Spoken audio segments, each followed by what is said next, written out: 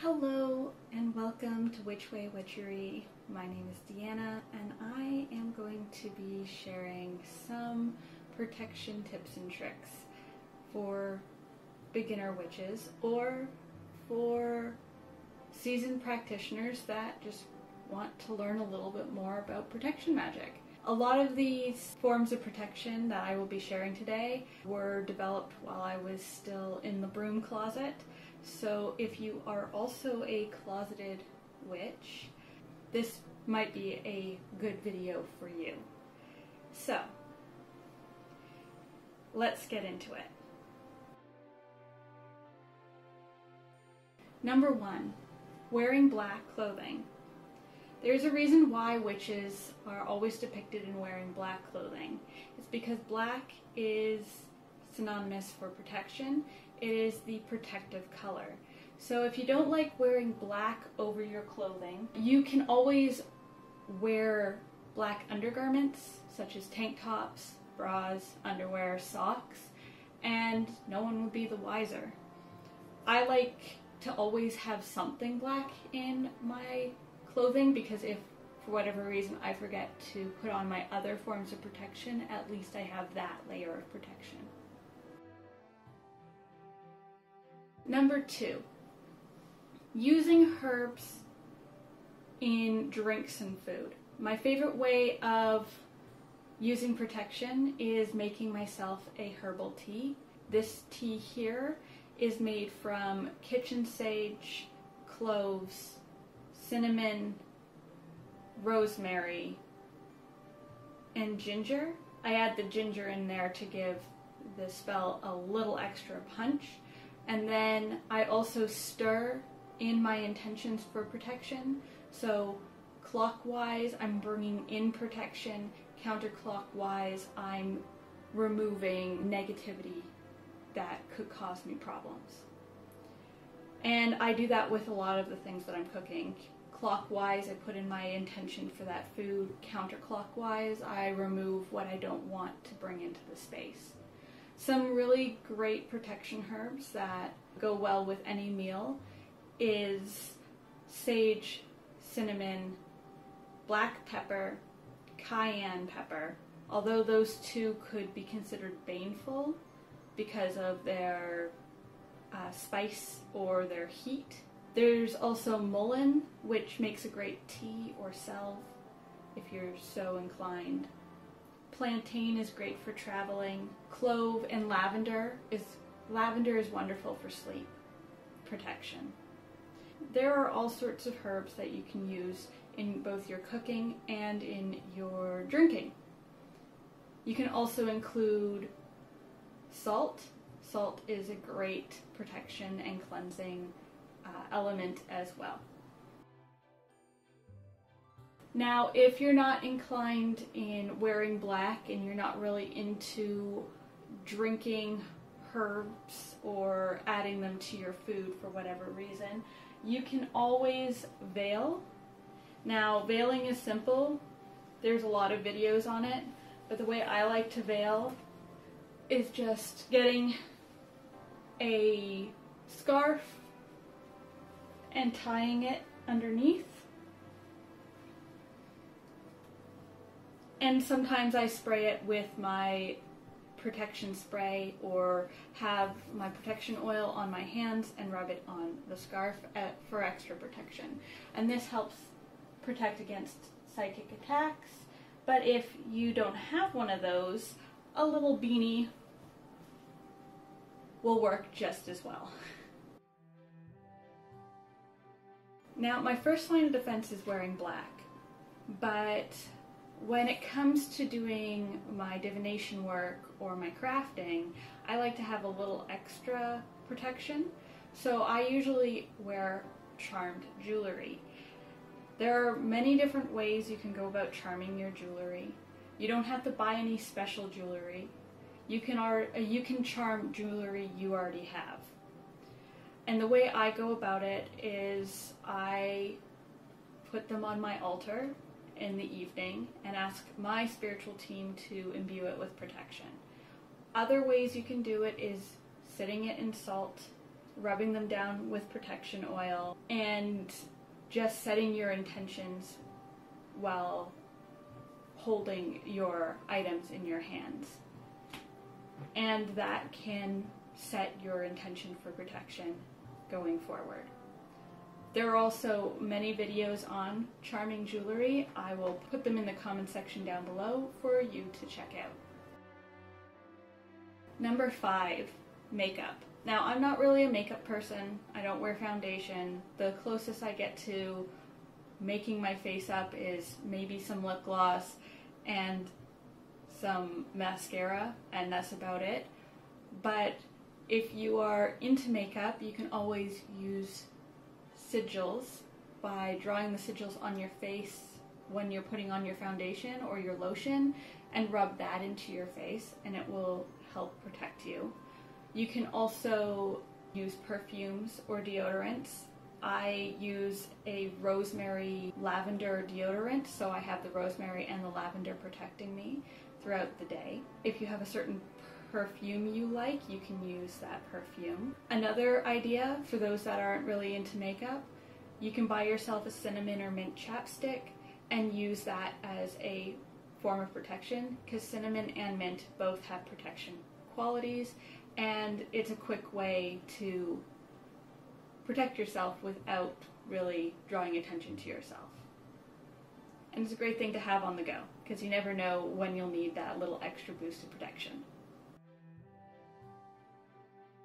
A very common form of protection that both beginner witches, seasoned practitioners, and closeted witches are drawn to are candles. But you can not only use candles in the sense of the certain scents that you use, but the colors of the candles. You could also use incense sticks or wax melts if you can't have an open flame in your area. Another way you can use a candle is actually using the electrical candles and just rubbing it down with the oil, or placing the herb that sets your intentions around the base, and that works just as well. It's just to help you set your intention for whatever spell work you're doing, and in this case it's protection. Plants. Plants are one of my favorite forms of protection. I have several of them scattered throughout my office space, and the way I use plants is I find a rock and I write my sigil on the bottom of the rock, and then I place it in the pot and I cover it up with soil, and then I just treat my plants with kindness and love and make sure that they have everything they need, and they'll protect you. You give them the respect and the courtesy that you want to receive, and they'll do it in kind. Number 8 is a little iffy in the sense of some practitioners believe in crystals, some practitioners think they're new age, and then on top of that, for those that are in the closet, it may be recognized as witchcraft if you bring in crystals, so just be aware of that.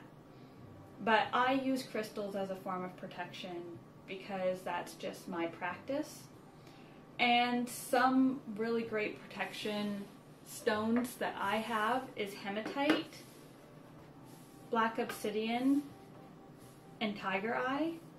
But there's all sorts of different crystals out there for you to explore and find that work for you. These are just the ones that call to me. Cell phones. Cell phones are one of my favorite little hidden protections. We always have our cell phone, at least I always have my cell phone on hand, so I like to make sure that I have a little extra protection. And in my phone case, because it's one of these types of phone cases, I place my protection sigil between the back and the foam plastic part, and no one's the wiser unless they remove my phone. But again, no one's the wiser. Only I know that the protection sigil's there. You can also put the protection sigil in your tank top, your bra, your binder, in your pants pocket, shirt pocket, wherever you want to keep it on your person. Just be aware that if it's on your person, there is a chance that it may escape those places. And at that point, just be aware that you might have to explain yourself if you are a closeted witch. This carries into number 10, which is sigils on clothing or in clothing. So if you're doing your own laundry and you're not too worried about people like folding your clothes inside and out to see the sigil, you can always write it on the tag or on the inside of your clothing. Some people like to put the sigils at the bottom of their shoes. Some people put them on the inside of their sleeves or pockets. There's all sorts of ways you can get creative about where you want to put the sigils. It's just wherever you're comfortable and where they're going to serve you the best. Okay, number 11, bundles and pouches. When I was a closeted witch, I had 3 types of bundles for protection. I had one for school, I had one for my sleeping, and I had one for my room. And where I would keep them were in places that I knew people wouldn't be looking. So I had one in my sock drawer, one under my pillow, and one in my school bag. Each of them had different herbs for different protective purposes. And they just were in small little bags like this, or I made little pillows. I just stuck them wherever I felt I needed them. I now have one in my car, and I have one in my office. Now that I'm no longer a closeted witch, I am able to put my magic wherever I want in my house openly, so pouches I don't really need to use so much. But there are a lot of practitioners that still use protective pouches on the daily. And number 12, folk magic. Now, if you are of a religious belief like Christianity or Catholicism, which have or take issue with witchcraft, it may be in your best interest as either a closeted witch or a baby witch just to look into the folk magics around those religions. So you can, 1, be aware of their protective properties and practices, and 2, be able to be incognito if you can't be open. Because the last thing you want to do is draw attention to yourself that may put you in a dangerous situation.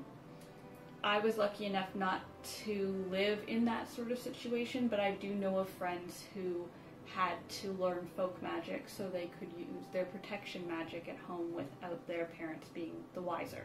So folk magic is something that maybe you closeted witches should be looking into if that relates to your situation. There are plenty of resources out there for protection.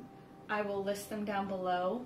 I've seen a lot of them on YouTube and also online that can help you even build further on the knowledge I've given you today. At the end of the day, practice magic that resonates with you and that is safe for your situation. Don't ever feel pressured that you have to do something that you're not comfortable with. Because at the end of the day, it's your practice, and how you practice is up to you. I want to thank you for coming to this video today. I hope it was helpful. And if you liked what you saw, wave your magic wand over the like button. If you want to see more of this content focused around witchy tips and divination, hit the subscribe button. If you like to see more of my content, I can be found on Facebook, Instagram, Reddit, and TikTok. under the same name as this channel. I usually post 2 to 3 times a week, usually Sundays and Mondays, and one random day during the week. If you have any questions or want to add to this conversation, the comment section is down below, and I would love to hear from you. I don't mind answering any questions you may have, and I also would love to learn more about your practice so I can build on mine. Again, thank you, beautiful souls, for coming by and watching this. And until next time, toodles.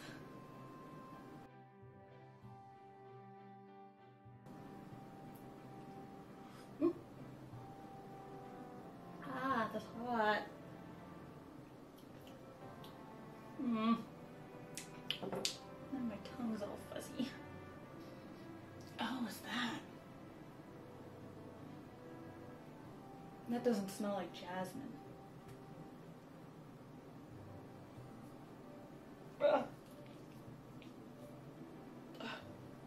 Protection, but in your own comfort and in your own space.